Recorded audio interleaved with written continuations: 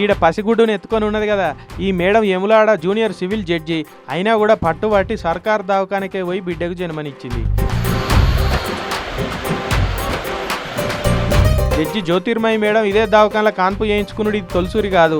2023లో మొదలు కొడుకు పుట్టినప్పుడు కూడా ఇక్కడనే కాన్పు అయిందట. ఇప్పుడు రెండోసారి మేడానికి మంచిగా బిడ్డ పుట్టింది.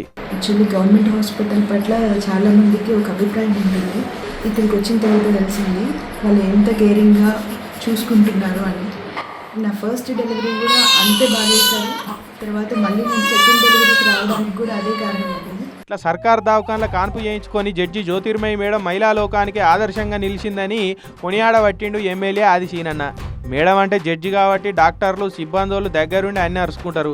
అదే మామూలు వాళ్ళు పోతే వార్డు బాయ్ కూడా ఖాతరు చేయడు. చేతులు దడపందే పని చేయరని చాలా మంది ఫీల్ అవుతుండొచ్చు, కానీ అంతటా అట్లేం లేరులే.